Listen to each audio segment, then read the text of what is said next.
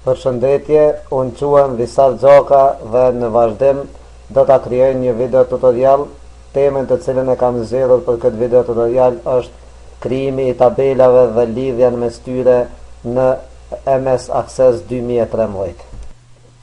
Microsoft Office Access është një program aplikativ i cili gjendet në paketin e Microsoft Office-it dhe aktivizimi i Accessit bëhet në disa mënyra. Mënyra kryesore për aktivizimin e Accessit është nëse klikojnë në butonin Start të menysë së Windows-it, pastaj në opsionin All Programs dhe në menyn listën e programeve e gjejmë Microsoft Office dhe aty e gjejmë Access 2013. Drejtoria e cila hapet në vazhdim na pyet për mënyrën se çfarë bazë dhënave dëshirojmë ta krijojmë. Ne e zgjedhëm opsionin për krijimin e bazës dhënave të zbrazët, pra dëshirojmë ta dizajnojmë vetë ne bazën e dhënave pa shfrytzuar ndonjë magjistar. Drejtoria në vazhdim për dialog na pyet për emrin e bazës së të dhënave, si dhe për lokacionin ku duam ta ruajmë këtë bazë dhënave. Është mjaft me rëndësi që emri i bazës dhënave të vendoset varësisht prej asaj se për çka krijohet ose dizajnohet kjo bazë dhënave, si dhe të përcaktojmë një lokacion ku ne mund ta gjejmë më lehtë për editimin e mëvonshëm. Këtë bazë dhënave do ta ruajmë në desktop dhe do ta ruajmë me emrin detyra ne. Klikojmë butonin OK. Për ta filluar krijimin dhe dizajnimin e bazës dhënave e klikojna butonin Create. Siç po shihet, Accessi 2013 automatikisht na krijon një tabelë e cila e ka vetëm një fushën ID, cilën tabelë mundon me ndryshu, me editu, me ndrru emrin e tjerë. Pra, nëse dëshirojmë të krijojmë tabela tjera ose objekte tjera të Accessit, e shfrytëzojmë menyn Create, ku në këtë meny i shohim që kjo është pjesa për krijimin e tabelave, Table in Design View, pjesa për krijimin e pëtësorëve, pjesa për krijimin e formave, formularëve, pjesa për krijimin e raporteve, si dhe këtë pjesën e fundit e kemi për krijimin e moduleve, krijimin e makrove, si dhe krijimin e ndonjë funksioni në Visual Basic. Siç e dim, Accessi e shfrytëzon një pjesë Visual Basic-ut për me kryer funksione të caktuara brenda bazës dhënave. Nëse dëshirojmë që këtë tabelën të krijuar nga Accessi ta editojmë, e klikojmë tabelën, klikojmë 2 herë mbi tabelë, shkojmë në opsionin Home dhe këtu e kemi veglën Design. Para se me ndryshu këtë tabelë, na hapet drejtoria për dialog e cila na pyet se çfarë emri dëshirojmë t'ia vendosim tabelës. Këtë tabelë do ta ruajmë me emrin nxënësi, klikojmë OK dhe në vazhdim hapet drejtoria për dizajnimin e tabelës, e cila është e përbërë prej 4 pjesëve. Pjesa e parë e kësaj drejtorie shfrytëzohet për definimin e emrave të fushave të tabelës, pra dhe përshkrimi i saj është field name. Pjesa e dytë është data type, që përcakton tipin e të dhënave varësisht prej emrit të fushës. Pjesa e tretë është description, ku dizajneri i bazës dhënave shkruan ndonjë përshkrim për fushën e deklaruar, si dhe pjesa e fundit, gjithsesi pjesa e katërt, përcakton vetit e fushave të tabelave varësisht prej tipit dhënave që na e kemi zgjedhur. Siç e cekëm edhe më lart, kjo është drejtoria për dizajnimin e një tabele. Ne do ta fshijmë këtë tabelë dhe do ta krijojmë duke shkuar hap pas hapi një tabelë të re dhe të përcaktojmë fushat e kësaj tabele, tipet e të dhënave, si dhe të përcaktojmë vetit varësisht prej tipit të dhënave. Për me fshi tabelën cilën na ka kriju Accessi automatikisht gjatë me hapjen e tij, klikojmë me tasën e djathtë mbi emrin e tabelës, këtu lart në tabën nxënësi dhe e mbyllim tabelën, për shkak se nuk na lejon ta fshijmë një tabelë kur ajo është aktive. Pastaj klikojmë në anën e djathtë në tabelën në pjesën e objekteve të Accessit, klikojmë me tasën e djathtë mbi emrin e tabelës dhe zgjedhëm opsionin Delete në listën ose në menyn e kontekstit. Drejtoria për dialog ose drejtoria komanduese që na shfaqet na pyet se a dëshironi ta fshijmë tabelën. Klikojmë opsionin Yes dhe shohim që tabela është fshirë. Për ta krijuar një tabelë të re, klikojmë menyn Create dhe në pjesën e Tables e zgjedhim Table Design. Pra, dëshirojmë ta krijojmë një tabelë në modin e dizajnit. Këtë tabelë do ta emërtojmë me emrin nxënësi, mirë po paraprakisht do të vendosim fushat e kësaj tabele të cilat ne mendojmë që mund të jenë nevojshme për këtë tabelë. Fillimisht do ta vendosim një ID ose një numër identifikues të nxënësve. Për ta dalluar se kjo ID është e nxënësit, ne para çdo emrit fushës do ta vendosim një shkronjë në të madhe e cila nënkupton që kjo fushë i takon tabelës nxënësi.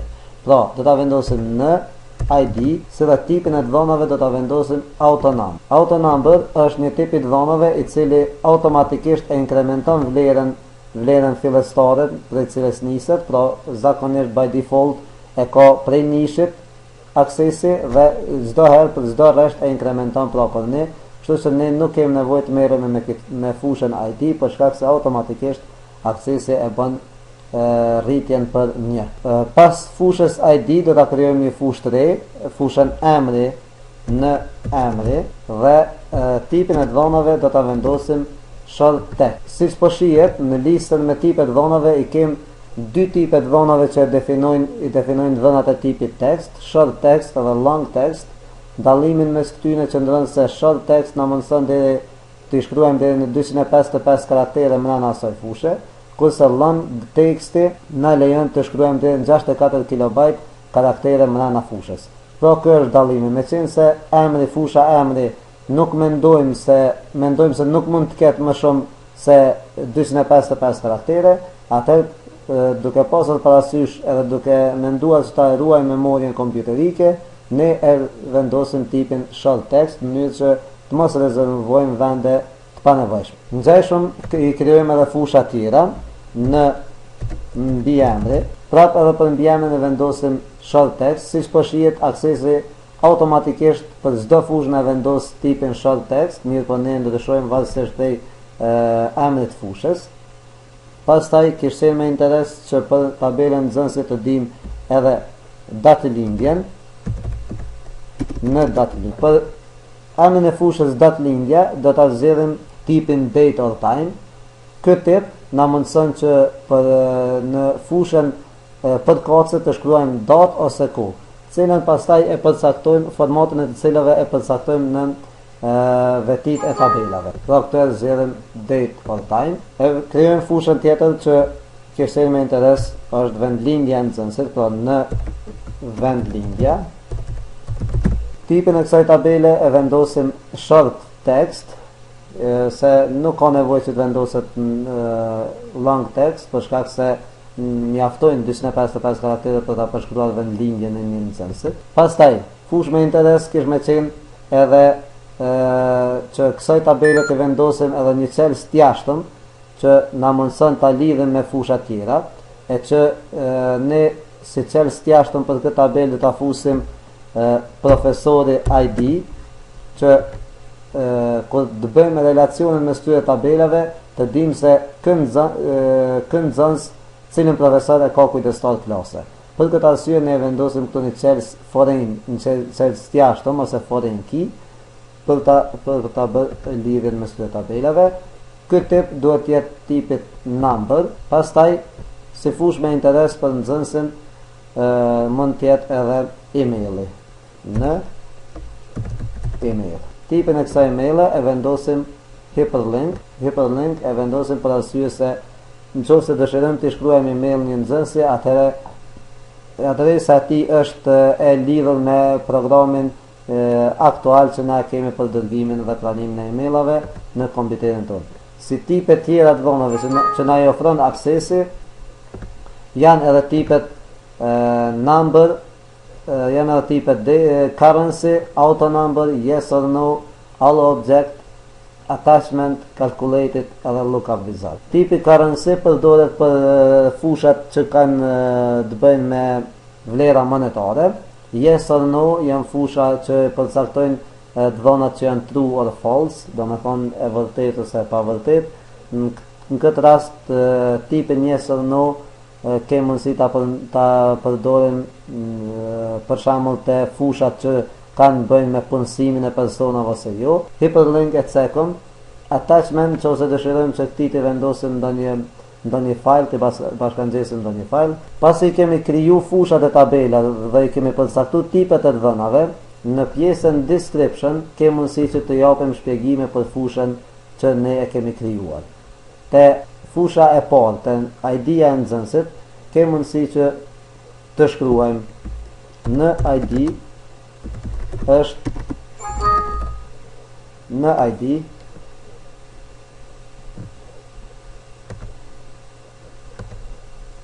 në ID është përcaktuar që të definoj ID-n e nxënësit.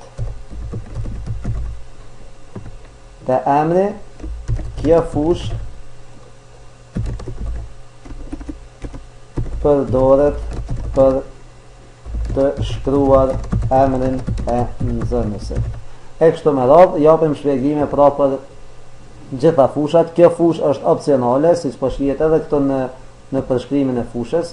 Nuk është domosdoshme në krijimin e bazës dhënave, mirë po ndihmon në kuptimin më të lehtë të fushave të një tabele. Si e cekëm edhe më herët, kjo tabelë përmban edhe pjesën e 4 për përcaktimin e vetive të tabelave, varësisht prej tipit dhënave. Pra siç e shohim, tipi autonumber e ka vetimin e dhënave field size që përcakton madhësinë e fushës, varësisht çfarë tipit numrave dëshirojmë të përcaktojmë. Siç po shihet, kemi mundësi long integer, numra gjatë dhe duplicate ID, me leju dyfishimin e ID-s. Mirë, po nuk ishte sjell me interes që ta lejojmë dyfishimin e ID-s. Pastaj new value, vlerën e ardhshme që siç po shihet e bën increment, e inkrementon për 1, edhe random nëse dëshirojmë që vlerat të jenë të rastësishme, jo të një pas njëshme. Format, vetia format e përdoren për përcaktimin e formatit numrave. Këto me format numrave nënkuptojmë numrat negativ, si dojmë të përgjithësitën numrat negativ, numrat pozitiv, numrat me shenjë e kështu me radhë. Caption është një fushë që përcjell përshkrimin e tabelës. Nëse atje kemi në ID, këtu kemi mundësi që ta shkruajmë ID e nxënësit, pra fushë përcjellëse që është analoge me që krijon analogji me emrin e fushës ID. Indexed, këtu na lejon indeksimin e kësaj fushe. Siç po shihni, kemi 3 opsione. Në opsionin no nuk bëjmë indeksim të fushës tabelës. Opsioni yes duplicates OK. Bëjmë indeksim, mirë po gjithashtu lejojmë edhe dyfishimin e indekseve. Dhe fusha tjetër është yes no duplicates. Pra këtu bëjmë indeksim, mirë po nuk lejojmë dyfishime. Text align është rrafshimi i tekstit, ku dëshirojmë të vendoset tekstin, cëllën pjesë është general, pra siç po shihni kemi edhe opsionet left, center, right edhe distribute, pra rrafshim vertikal. Për tipin tekst e shohim që te vetitë të dhënave për tipin tekst, aksesi automatikisht te field size na ka rezervuar 255 karaktere, që e cekum edhe më lart se ky tip na mundson të shkruajmë në fushë 255 karaktere. Me qenë se logjikisht nuk ka mundësi që një emër të ketë 255 karaktere, ne si dizajner bazës dhënave e ruajmë hapësirën memoruese në kompjuter dhe këtë fushë e zvoglojmë për madhësinë e kësaj fushë. Pra, e bëjmë maksimalisht 30 karaktere. Vetia format përdoret për përcaktimin e pamjes së të dhënave në këtë rast. Përcaktimin e pamjes së të dhënave të tipit short text. Këtu kemi mundësi që t'i vendosim që para çdo emri të shkruhet zonja ose zotëri, me qenë se është më gentile të thuhet zonja dhe zotëri, dhe nëse nuk dëshirojmë që në për çdo fushë ne ta shkruajmë çdo zonja dhe zotëri, për shkak të monotonisë, ne te vetia format e shkruajmë zonja / zotëri dhe i mbyllim thojzat. Atëherë në për secilën fushë që ne dëshirojmë ta shkruajmë për të emri, para çdo emri paraqitet zonja zotëri. Input mask është një mask hyrëse përmes cilës ne përcaktojmë formatet apo templatat e gatshme për shkruarjen ose përcaktimin e këtyre fushave. Caption gjithashtu është tekst shoqërues që ka lidhëmëri me fushën në emri, dhe këtu e shkruajmë emri e nxënësit. Default value është vlerë nënkuptuar. Kjo tregon që nëse kur fusha është e zbrazët, të vendoset një vlerë nënkuptuar, cilën na ke mundësi ta përcaktojmë këtu. Nëse dëshirojmë se vlerë nënkuptuar, derisa nuk shkruhet emri, ke mundësi ta vendosim ndonjë simbol, ose ta vendosim ndonjë shkronjë, ose ta vendosim emrin e shkollës ose diçka ngjashme. Ne po vendosim emrin e shkollës si default value, edhe përshkruajmë gjimnazi. Validation rule dhe validation text janë dy veti të cilat krijojnë restriksione për bazën e dhomave. Pra tek validation rule e krijojnë restriksionin ose kufizimet që nuk dëshirojmë të lejojmë përdoruesit ose ata që përdorin këtë bazë dhomave të shkruajnë gjithçka në fushat e përcaktuara ose e sankcionuara përmes kësaj rregulle, kësaj vetie. Nëse në fushën emri nuk dëshirojmë që të shkruhet emri visar, atëherë në këtë fushë e shkruajmë not, funksionin not, dhe në thojza e vendosëm emrin visar. Not visar. Dhe automatikisht nëse tentojmë ta shkruajmë emrin visar, atëherë baza e dhomave do të na lajmërojë me një dritare lajmëruese, do të na vendos një mesazh. Atë mesazh ne kemi mundësi ta shkruajmë tek vetia validation text, dhe i hapim thojzat dhe shkruajmë nuk lejohet të shkruhet emri visar. Vazhdojmë. Vetia required, këtu kemi mundësi që fushat të bëjmë të domosdoshme ose të lejojmë që të mos plotësohen. Kjo fush, pra, te kjo fush ne duhet ta vendosim opsionin, nëse dëshirojmë ta bëjmë që plotësohet domosdoshmërisht, atëherë vendosim opsionin yes. Nëse dëshirojmë të lejojmë të mbetet e paplotësuar, atëherë e vendosim opsionin no. Pra, ne nuk dëshirojmë që kjo fush mbetet e paplotësuar, për shkak se logjikisht nuk ka nxënës që nuk ka emër, atëherë pra me çdo kush do të shkruhet emri i nxënësit. Allow zero length, me leju do me thonë gjatësinë e zerove. Indexed, fusha indexed është pra fusha e cila përcakton indeksimin, ngjashëm sikur te fusha më parshme. Align, text align është pra rrafshimi i tekstit ku dëshirojmë të vendoset. Ne dëshirojmë që këtë tekst vendoset në anën e majt, rrafshohet në anën e majt. Pra, për tipin short text janë vetit e njëjta, pavarësisht emrit fushës. Pra, thamë edhe më lart që vetit e fushave ndryshojnë varësisht prej tipit të atyre dhënave ose tipit të atyre fushave.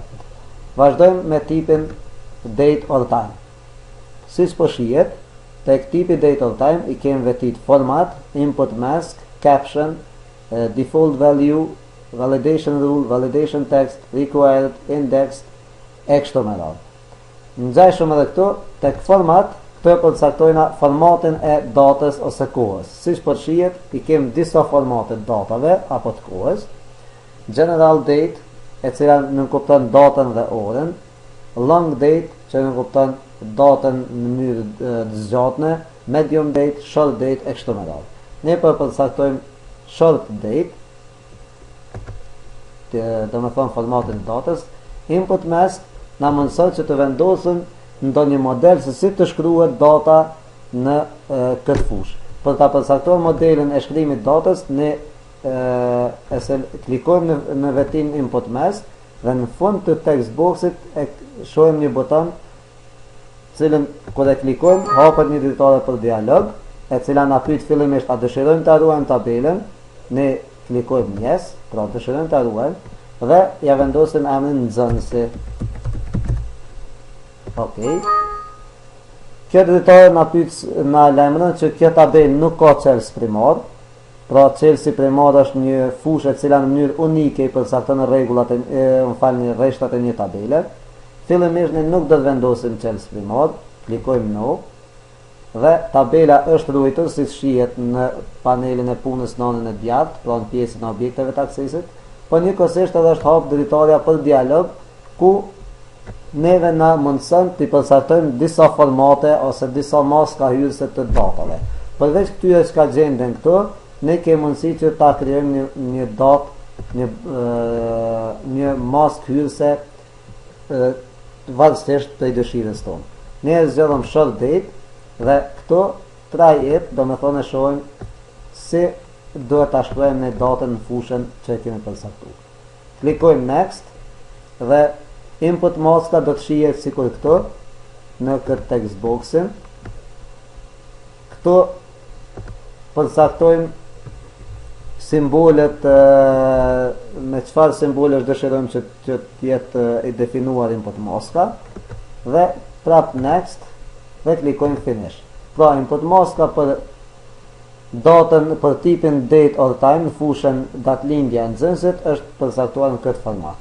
Caption është teksti shoqërues, pra me qenë se kemi në datëlindja, ne si tekst shoqërues përshkruajmë datëlindja e nxënësit. Default value si vlerë nënkuptuar, po vendosim vlerën 0 fillimisht. Pra derisa fusha nuk plotësohet, kjo fushë do ta kenë vlerën 0. Validation rule, këtu kemi mundësi të vendosim restriksione për data që nuk lejohen të shkruhen. Për shembull, kemi mundësi që të vendosim që mos të shkruhet datë më vogël se vitin 1995 ose kështu ngjashëm. Validation text ngjashëm sikur atje te fusha paraprake. Këtu vendoset mesazhi që na lajmëron për rregullën që kemi përcaktuar te validation rule. Required, a dëshirojmë që kjo fushë të jetë domosdoshmërisht plotësohet ose jo. Pastaj indexed, ngjashëm, align text e kështu me radhë. Klikojmë tipin number, me qenë se deri më tani nuk e kemi sqaruar. Tipi number, tipi i dhonave number, i përmban këto veti. Field size, mallësia e fushës, si shpeshom është long integer, formati i numrave, general numbers, decimal places, sa numra dëshirojnë të jenë mas presje vetore, po e lëjmë automatikisht. Input mask, maska hyrëse, caption, teksti shoqërues, default value, pra vlera nënkuptuar është 0 derisa ne nuk e ndryshojmë. Validation text, validation rule, required, pra janë disa veti ngjashme me vetit paraprake. Hyperlink, kjo fushë e përmban këto veti, format, përmes cilës ne e përcaktojmë formatin si duhet duket hyperlinku, në këtë rast emaila, a duhet të jetë në vizuar, a duhet çfarë ngjyre të përmbaj hyperlinku e kështu me radhë. Caption, teksti shoqërues, pra ngjashëm edhe kjo fushë i përmban vetit e ngjashme. Pasi kemi përcaktuar gjitha këto veti, atëre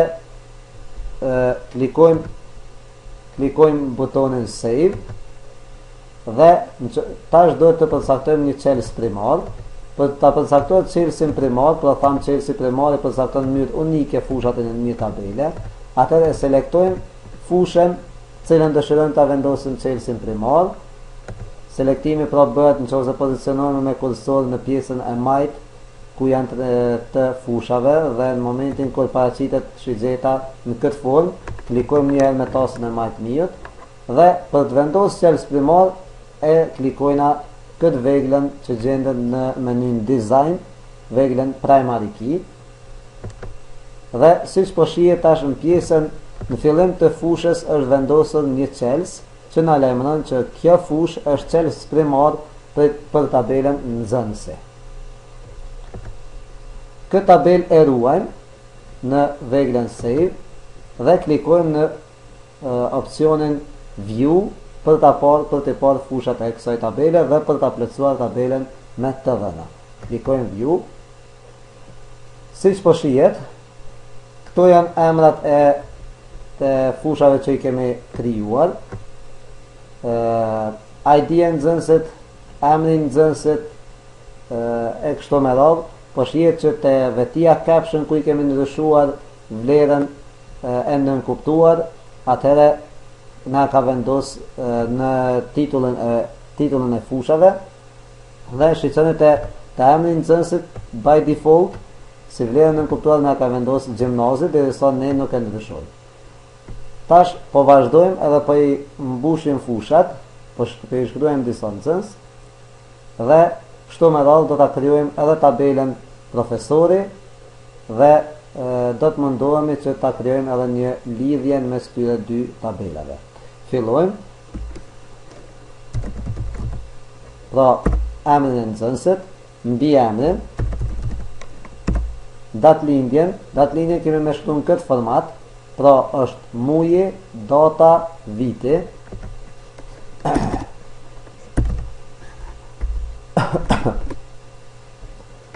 Pra vendosim datëlindjen.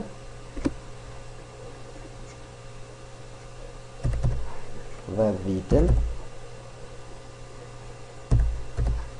Vazhdojmë tash vendlindjen. Profesor ID, siç po shihet si vlerën nënkuptuar, këtë profesor ID kemi vendosur 0.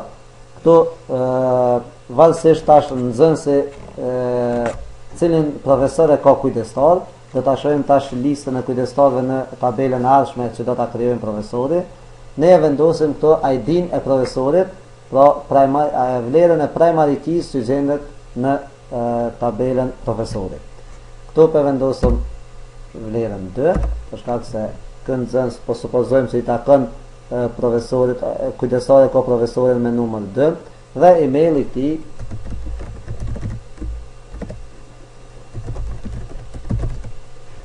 Kështu pra vazhdojmë dhe i mbushim dhënat, i mbushim tabelën me të dhëna. Siç po shihet këtu disa dhëna nuk ka mundësi të zëj celula, ke mundësi të ndryshojmë nxehtësinë e kolonave dhe ja e ndryshojmë derisa neve kemi nevojë. Vazhdojmë. Po vlerë pra që derisa fusha nuk plotësohet si vlerë e nënkuptuar na vendoset emri i gjimnazit që e përcaktuam atje tek vetit. Vazhdojmë tash. E shkruajmë emrin e nxënësit.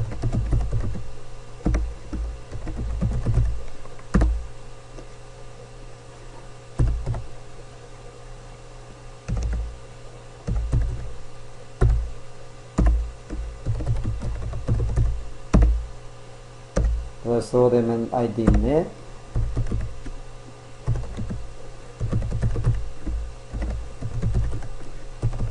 Si dhe emaila. Vazhdojmë me nxënësit tjerë.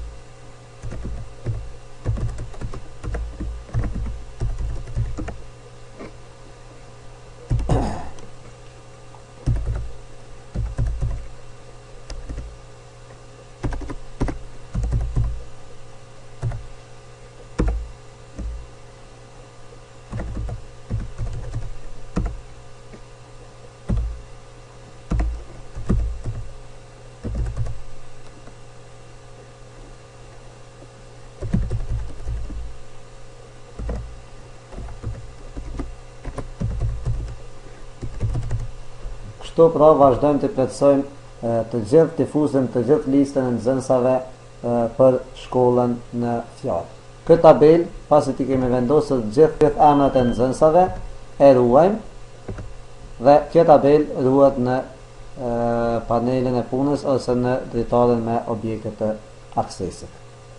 Gjatë përcaktimit të vetive tabelave më herët, atje e vendosëm një restriksion që te fusha emri i nxënësit mos lejohet të shkruhet emri visat.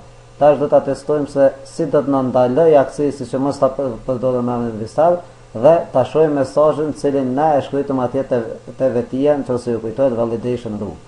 Do e testojmë apo funksionon. Tentojmë që në fushën emri ta shkruajmë emrin visar. Në momentin kur dëshirojmë të kalojmë në fushën e radhës, to aksesi na ndalon dhe na shfaq mesazhin. Nuk lejohet të shkruhet emri visar. Pra, kjo është si restrikcion që na e caktuam tek vetia validation rule. Pra, për të vazhduar me tutjen do të afshim këtë emër dhe të vazhdojmë me tutje. Me qenë se dëshirojmë të krijojmë relacion mes tabelave, domosdoshmërisht do të jenë 2 tabela. Në vazhdim do ta krijojmë tabelën profesori dhe atë tek kjo tabel do t'i vendosim disa informata, disa fusha që janë të nevojshme për informata themelore për profesorin, si dhe do t'a vendosim emrin e lëndës cilën profesori e ligjeron. Pra, sikur më parë, krijimi i tabelës realizohet duke klikuar në menyn Create dhe duke zgjedhur opsionin Table Design. Që të mos marrim shumë kohë, për shkak se procedura është e ngjashme sikur te krijimi i tabelës nxënësi, këtu tash do ta shkruajmë ID, profesori ID, cilën do ta përcaktojmë tipit auto number, pastaj profesori emri, short text, profesori mbi emri, gjithashtu short text, do ta vendosim profesori vend lindja, se dhe do ta vendosim profesori lënda. Pra, lëndën të cilën e ligjeron ky profesor. Te fusha description po i japim disa përshkrime për fushën profesori lënda. Në këtë fushë shkruhet lënda të cilën e ligjeron profesori në fjalë. Dhe tash tek vetit e tabelave do të rregullojmë pak vetit që ta kemi parasysh memorin e kompjuterit. Pra këtu do ta vendosim 30 karaktere tek emri, gjithashtu te mbi emri do të vendosim 30 karaktere. 30, pashtu te vendlindja 30, tek emri i lëndës do të vendosim më shumë karaktere për shkak se ka mundësi që lënda të jetë emërtuar me më shumë fjalë. Ngjaj shumë sigurt te përcaktimi vetive për tabelën e parë, pra edhe këtu i përcaktojmë vetit e tabelave nëse kem interes në ndonjë veti, nëse jo, atëherë këtë tabel e ruajmë, e përcaktojmë çelësin primar për këtë tabel fillimisht, e selektojmë pra fushën që dëshirojmë të jetë çelës primar dhe klikojmë veglën primary key dhe këtu vendoset çelësi primar ja ku shihet që u vendos një çelës. E ruajmë tabelën, këtë tabel do ta ruajmë me emrin profesori ose më mirë profesorët, klikojmë OK, pastaj e klikojmë veglën View, në të cilën kemi mundësi tash të shkruajmë emrat e profesorëve. Vendlindja Vushtre, lënda, teknologjia e informimit dhe e komunikimit. Profesori tjetër, këto po supozojmë që këta profesorë ligjerojnë këto lëndë.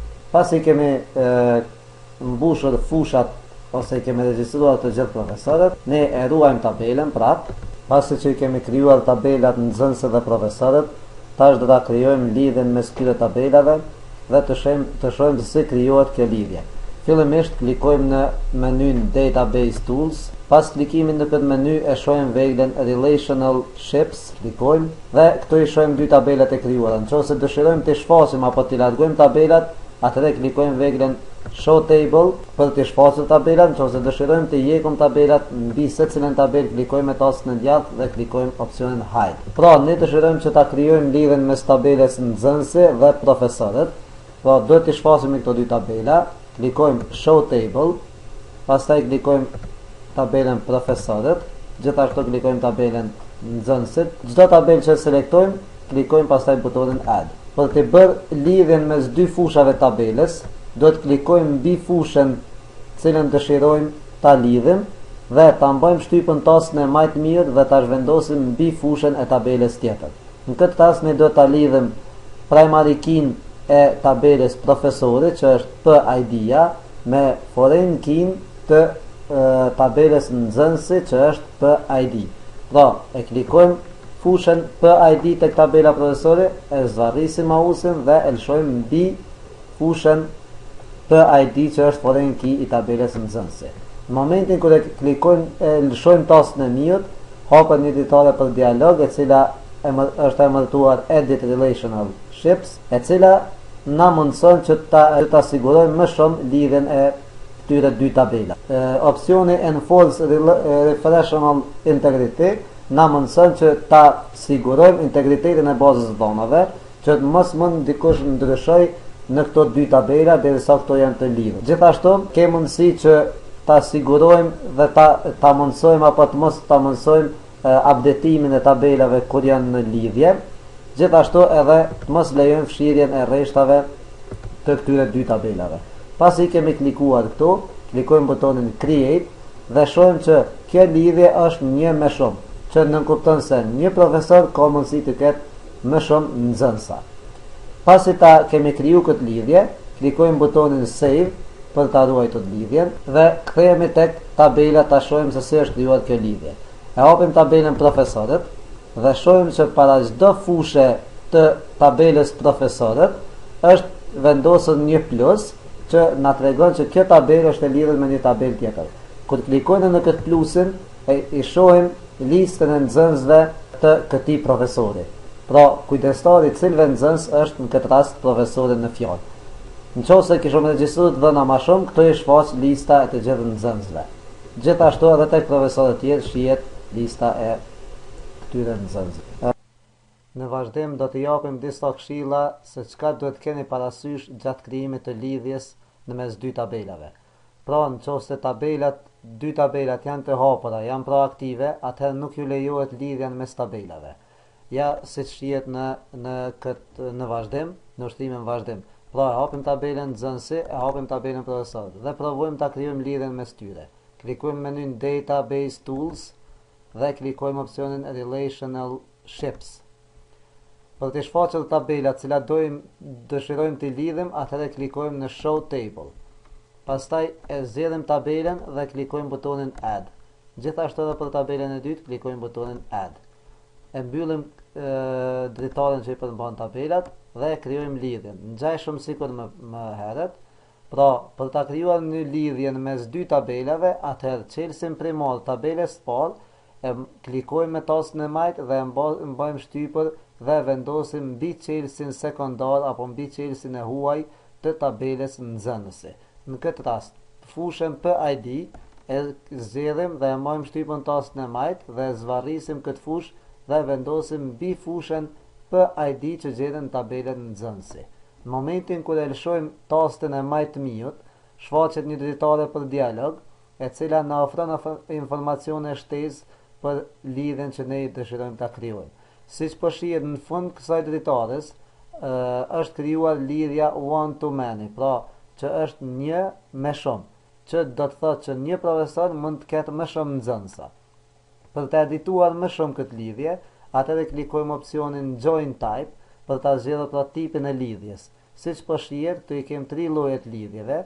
Është lidhja një me një, është lidhja shumë me një dhe është lidhja shumë me shumë. Pra, një me një, kur një fushë e tabelës parë përgjigjet vetëm një fushë e tabelës dytë, lidhja e dytë apo lloji i dytë i lidhjes është kur gjitha fushat e tabelës profesorit i përgjigjen vetëm një fushë e tabelës nxënësi dhe shumë me shumë dhe shumë me një, është forma kur të gjitha fushat e tabelës nxënësi i përgjigjen vetëm një fushë e tabelës profesorit. Ekziston edhe lidhja shumë me shumë, siç e cekëm, mirë, po kjo lidhje nuk mund të krijohet drejt për së drejti, pra duhet të ketë një tabelë ndërmjetësuese për ta krijuar lidhjen shumë me shumë. Pra, provojmë që këtë lidhje ta krijojmë siç e patëm në plan ta bëjmë ushtrimin ton. Atëherë e bëjmë sigurimin e lidhjes dhe klikojmë Create. Siç po shihet, aksesin e hap një dritare me një mesazh, e cila na tregon se nuk mund të krijohet kjo lidhje për shkak se tabela nxënësi është duke u përdorur nga një proces tjetër. Për ta vazhduar krijimin e lidhjes, duhet të mbyllim të dy tabelat që i hapëm. Me këtë video jemi munduar që të përfshijmë pra krijimin e tabelave si dhe lidhjen në mes tabelave. Për çdo gjë që dëshironi, ju lutem të më në këtë email adres visargjaka@gmail.com dhe për çkado do të mundohem që t'ju jap sqarime dhe t'ju ndihmoj në krijimin e bazës së dhënave në Access 2013.